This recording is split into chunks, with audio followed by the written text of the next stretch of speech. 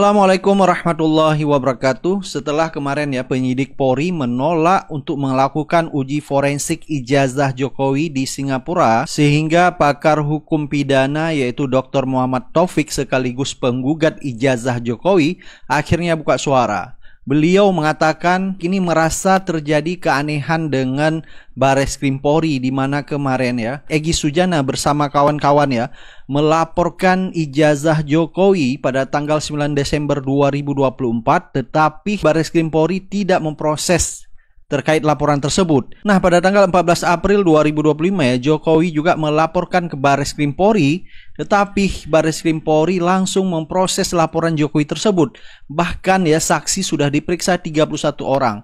Sehingga menurut Dr. Muhammad Taufik ini terjadi keanehan. Kenapa laporan dari pihak penggugat ya cukup lama diproses, giliran laporan Jokowi langsung diproses, sehingga ini mengundang berbagai kecurigaan publik atas uji forensik ijazah Jokowi di lab Mabes Polri, sehingga netizen mempertanyakan ya independensi penyidik Bareskrim Polri terhadap uji forensik ijazah Jokowi. Padahal jelas sekali ya Roy Suryo Rismonsianipar menginginkan penyidik Bareskrim melakukan uji forensik ijazah Jokowi itu di Singapura karena dianggap akan lebih netral kalau pihak lain yang menguji ijazah Jokowi ini.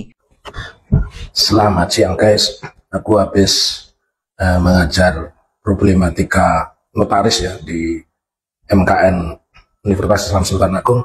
Nah, ini aku mau menanggapi tim Mabes Polri, tim Lab Forma Mabes Polri yang dipimpin oleh Brigjen Juhandi. Ini saya mau kasih tahu, dia itu seangkatan sama Kapolri Sigit, jadi angkatan 91 ya. Aku nggak bicara independen atau apa, sudah tahulah kalian arahnya. Kemudian yang kedua, mereka sudah memeriksa sekitar 6 atau 7 apa itu namanya kawan-kawan Pak Jokowi. Dan yang ketiga, mereka sudah berada di Solo hampir sekitar 1 bulan. Kemudian kita hubungkan dengan Jakarta.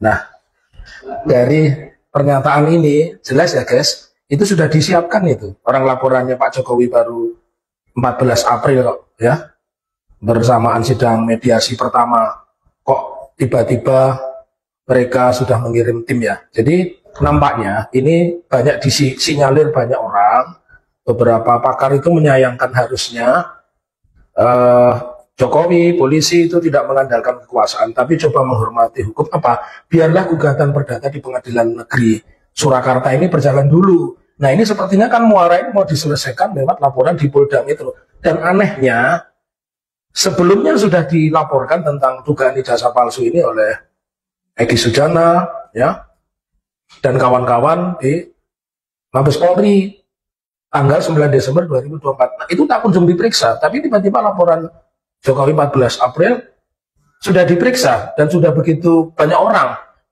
Oke, kita analisa. Pertama, kenapa tidak ada second opinion? Pernyataan saya ini penting mengingat ada distrust kepada kepolisian dari sebelum Rambo ya, bahkan ketika masih Pak Susno Duaji itu ditersangkakan pun kan sudah banyak orang mempertanyakan independensi dari tim independen yang dibentuk oleh polisi yang notabene anggotanya polisi semua itu saat itu ya.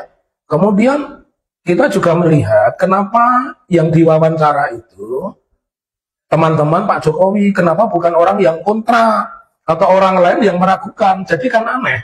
Ini kan semacam pembelaan perdata dibawa ke pidana.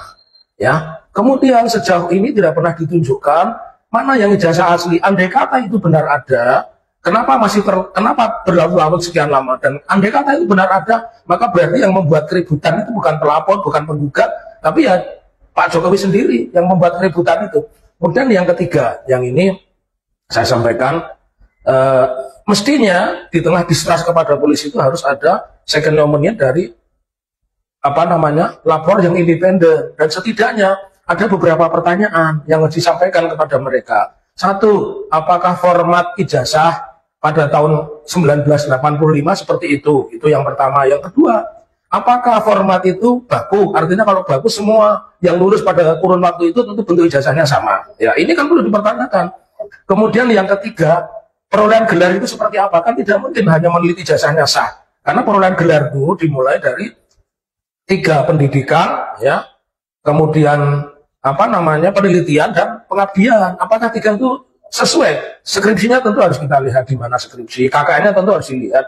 KKN-nya di mana. Jadi tidak semudah yang mereka bayangkan. Lalu kalau benar ini nanti ijazahnya asli, ijazah itu tetap harus diuji di pengadilan. Jadi nggak bisa hanya mengatakan berdasarkan pemeriksaan polisi, lapor polisi, maka ijazahnya sah dan semua perkara selesai Jokowi tersangka.